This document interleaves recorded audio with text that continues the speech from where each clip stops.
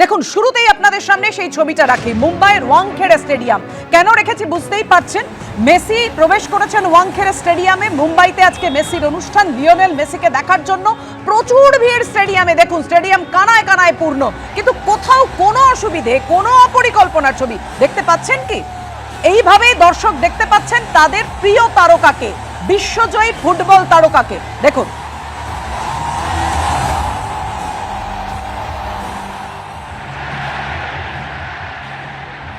Football পায়ে নিচ্ছেন, মেসির কাছে ফুটবল যেটা প্রিয় তারকারা দেখতে চেয়েছিল এই বাংলায়, এই কলকাতায়, এই যুব ভারতী স্টেডিয়ামে। অসাধারণ, এটাই তো দেখার অপেক্ষায় ছিল কলকাতা। কিন্তু যা কলকাতা পারলো না, মুম্বাইয়ের ওয়াংখেড়ে স্টেডিয়াম মুম্বাই তা করে দেখালো। হায়দ্রাবাদও করে দেখিয়েছে, গতকাল সেই ছবি আপনাদের দেখিয়েছি। হায়দ্রাবাদ পারলো, মুম্বাই পারলো, কিন্তু কলকাতা ব্যর্থ হলো।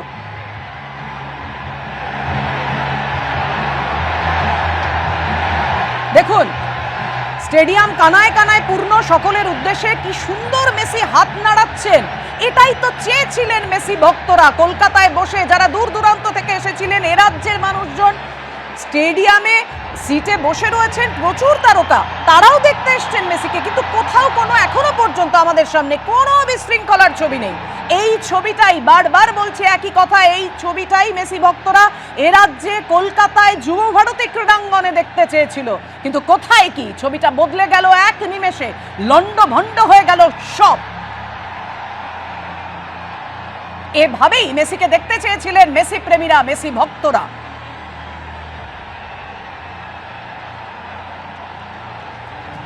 ফুটবল হাতে নিয়ে ঘুরছেন লিওনেল মেসি, LM10, ফুটবলের রাজপুত্র।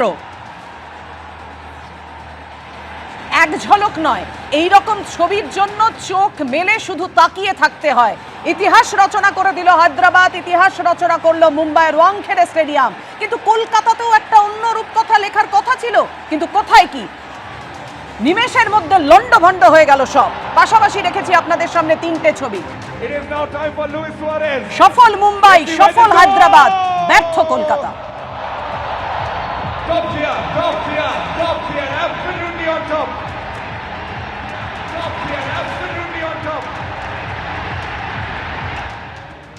দেখুন এই কথাগুলো বলতে না একেবারেও আমার ভালো লাগছে না, অত্যন্ত কষ্ট হচ্ছে, অত্যন্ত দুর্ভাগ্যের, অত্যন্ত লজ্জাজনক, কিন্তু বলতে হচ্ছে। কাদের দোষে, কাদের জন্য এরকম একটা ছবি আমরা দেখলাম? কলঙ্কিত, ক্ষত বিক্ষত এক লজ্জার অধ্যায়, চরম বিশৃঙ্খলা যুব ভারতীতে। বিশ্বকাপ জয়ী প্রিয় ফুটবল তারকাকে দেখতে না পেয়ে আছড়ে পড়েছিল ক্ষোভ মেসি ভক্তদের। কলকাতায় যে বিশৃঙ্খলা আমরা দেখলাম, হায়দ্রাবাদ সফল হলো, মুম্বাই সফল হলো, কিন্তু কার দোষ, কার দায়, কেন ব্যর্থ হলো কলকাতা? উঠছে একাধিক প্রশ্ন। এই নিয়ে আমরা স্টুডিওতে আলোচনা করব। আমাদের সঙ্গে একজন মেসি ভক্তও রয়েছেন, তার কাছে আসবো যে তার ঠিক কি অভিজ্ঞতা হয়েছে। কিন্তু তার আগে আপনাদের সামনে রাখবো মুম্বাইয়ের ওয়াংখেড়ে স্টেডিয়ামে মেসি বল হাতে ঘুরে বেড়াচ্ছেন, ড্রিবলিং করছেন, সেই ছবি দর্শকরা দেখছেন, উপভোগ করছেন। ওই একই কথা যেটা বারবার বলছি, যেটা আমাদের এখানে হওয়ার কথা ছিল, সেটা আমরা দেখতে পেলাম না। শুভেন্দু অধিকারী, রাজ্যের বিরোধী দলনেতা, তিনি তীব্র আক্রমণ শানিয়েছেন যে কারা ঘিরে রাখলো মেসিকে, কাদের জন্য মেসি থেকে বঞ্চিত হলো মেসি ভক্তরা। দেখুন কি বলেছেন রাজ্যের বিরোধী দলনেতা। লজ্জা লাগা উচিত হায়দ্রাবাদের কাছ থেকে, অন্যদের কাছ থেকে শেখা। কোলে পাঁজা করে রেখেছিস।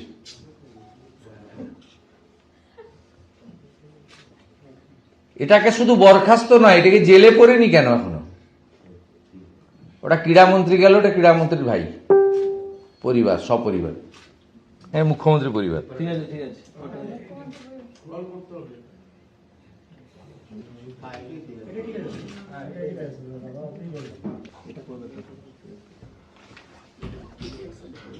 তিনি বড় বড় কথা বলেন, সোশ্যাল মিডিয়া পোস্ট করেন, বড় বড় কথা বলেন, চিবিয়ে চিবিয়ে কথা বলেন। এ হনু কত টাকা দিয়েছে?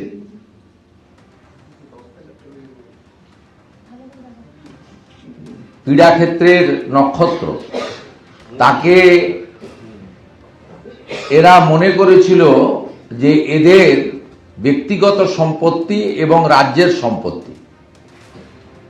নির্বাচনের কয়েক মাস আগে এই ফুটবল আবেগ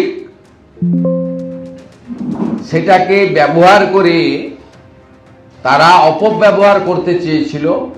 মেসি 20 মিনিট থেকে চলে যেতে বাধ্য হলেন অরূপ বিশ্বাস এবং মুখ্যমন্ত্রীর পরিবার, অরূপ বিশ্বাস এবং সুজিত বসুর পরিবারের অত্যাচারে।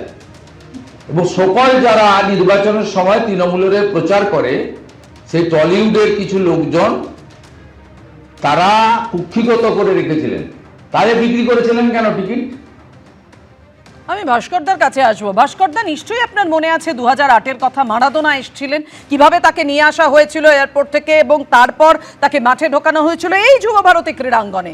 কিন্তু তারপর কিন্তু এইরকম বিশৃঙ্খলা তৈরি হয়নি, যেটা দেখতে হলো। এই প্রশ্নগুলো যেগুলো উঠেছে একেবারে সঙ্গত।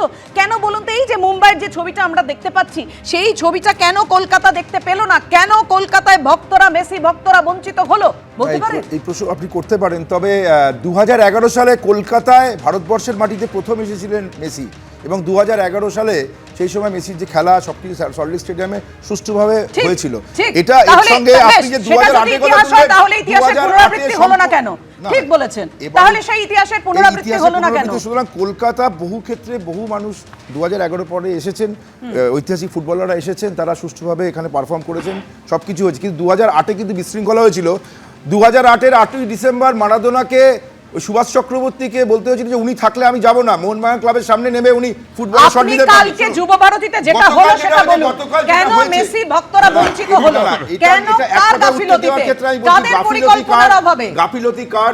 এই জন্য আমি সংগঠকদেরকে দোষ দেওয়া যায়। সংগঠক অ্যারেস্ট হয়েছেন এবং অসীম রায়ের নেতৃত্বে কমিটি তৈরি হয়েছে। দায় শেষ নয়।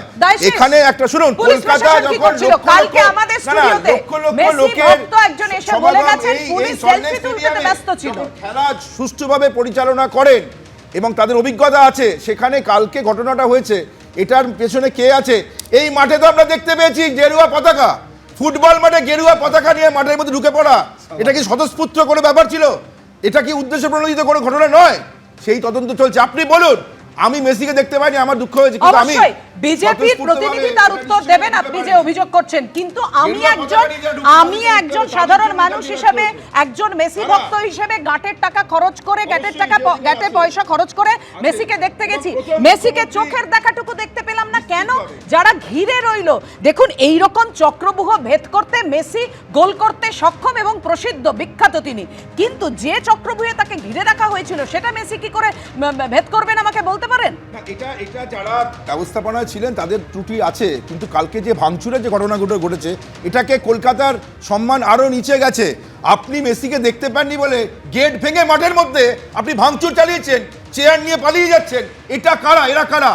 এই মাঠের মধ্যে গেরুয়া পতাকা নিয়ে একটা কথা আমরা বারবার বলছি, আমরা কখনো ভাঙচুরকে সমর্থন করি না, কিন্তু যেটা নিয়ে প্রশ্ন উঠছে, একদম যেটা ঠিক বলেছেন, ঠিক সমর্থন করছি, কিন্তু 10,000 টাকা, 12,000, 13,000, 14,000 টাকায় টিকিট বিক্রি হলো, কিন্তু 200 টাকায় জলের বোতল বিক্রি হলো, 250 টাকায় খাবার বিক্রি হলো, সেটাও আবার স্টেডিয়ামের ভেতরে, সেটাও আবার বিধাননগর কমিশনারেটের নিষেধ করা সত্ত্বেও। কিন্তু যারা কষ্ট করে এলেন মেসিকে দেখতে, তারা দেখতে পেলেন না? এড়ানো যেত না? এইরকম একটা পরিকল্পনাহীন প্রোগ্রাম, অনুষ্ঠান হলো কি করে? এবিপি আনন্দ, এগিয়ে থাকে, এগিয়ে রাখে।